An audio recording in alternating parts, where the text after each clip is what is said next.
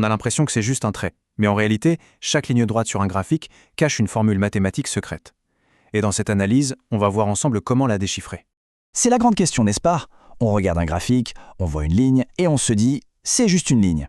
Mais non, elle suit une logique mathématique très précise. Pensez à ça comme une mission de décodage. Notre but, révéler la formule qui se cache juste là, sous nos yeux. Et voilà le fameux code secret. C'est la formule universelle pour n'importe quelle ligne droite. f de x égale ax plus b.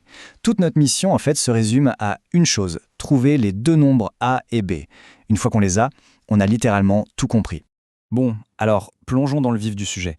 Il faut bien comprendre que A et B, ce ne sont pas juste des lettres qu'on a mises là au hasard. Non, non. Chacune a un rôle bien spécifique. Un job qui définit exactement à quoi va ressembler la droite sur le graphique. Alors, décomposons un peu ce code. D'un côté, on a le nombre A. C'est le directeur. C'est un peu la boussole de notre droite si on veut. Il lui donne sa direction et son inclinaison. C'est ce qu'on appelle le coefficient directeur, ou plus simplement la pente. Et de l'autre côté, on a B. Lui, c'est l'origine. C'est le point de départ, l'endroit précis sur l'axe vertical où la droite commence son voyage. Deux rôles très différents, mais qui sont inséparables. Allez, commençons par le plus simple.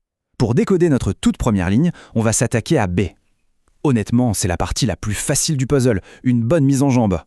La règle est super simple. Pour trouver B, qu'on appelle l'ordonnée à l'origine, on n'a qu'à regarder l'axe vertical, l'axe des Y. Le point où la droite vient couper cet axe, eh bien c'est B. C'est tout. Alors, prenons notre première droite, la verte, on suit la ligne des yeux et hop, on voit qu'elle traverse l'axe vertical pile au chiffre 3. Ça veut dire que notre ordonnée à l'origine, ce fameux B, est tout simplement égal à plus 3. Franchement, c'est cadeau, non? Ok, on a le point de départ, c'est bien. Mais maintenant, il nous faut la direction. On passe donc au coefficient directeur, le A. C'est l'étape suivante, un peu plus technique, pour finir de déchiffrer notre code. Alors, pour trouver A, il y a une méthode qui marche à tous les coups, une sorte de petite recette en 3 étapes. D'abord, on se met sur un point de la droite, n'importe lequel. Ensuite, et c'est très important, on avance d'exactement une case, une unité vers la droite. Et enfin, on regarde de combien il faut monter ou descendre pour retomber sur la droite. Ce chiffre, ce déplacement vertical, c'est notre A. Allez, appliquons ça tout de suite à notre droite verte. On part du point qu'on connaît déjà, à plus 3 sur l'axe vertical, on avance d'une case vers la droite, et là, pour revenir sur la ligne, on voit bien qu'il faut descendre. La question, c'est de combien exactement?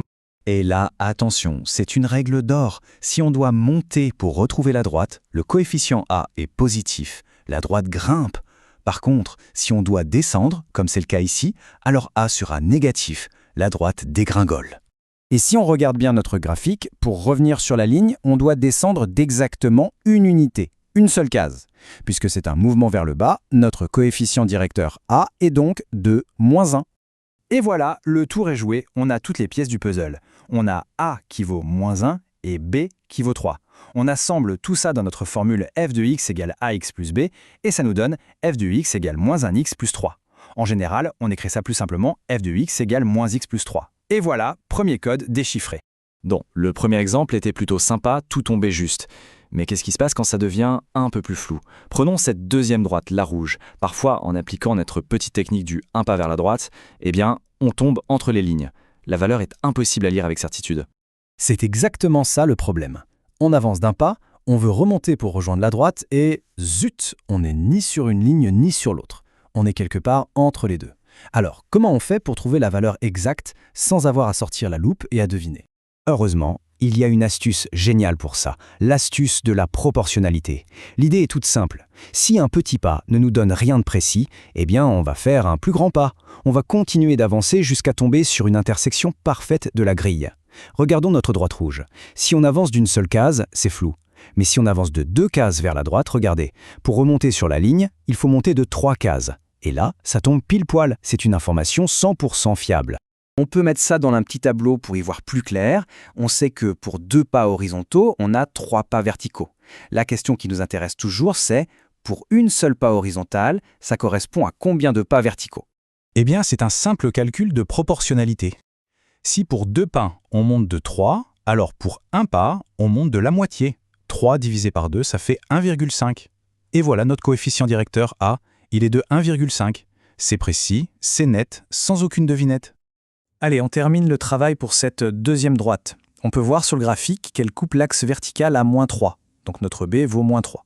On vient de trouver que a vaut 1,5, on assemble le tout et on obtient le code final g de x égale 1,5x moins 3.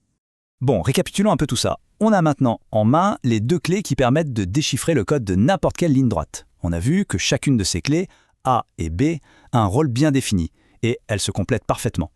Pour résumer, le B, l'ordonnée à l'origine, c'est un peu l'ascenseur de la droite. Il la fait monter ou descendre sur le graphique, il fixe sa hauteur de départ. Et le A, le coefficient directeur, c'est ce qui gère l'inclinaison.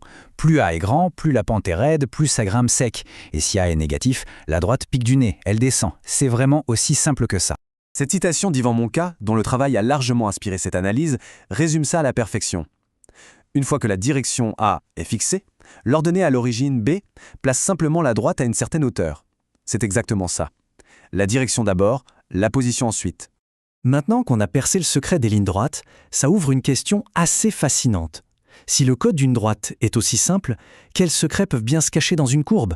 Quelles formules, sûrement bien plus complexes, se cachent derrière ces formes sinueuses?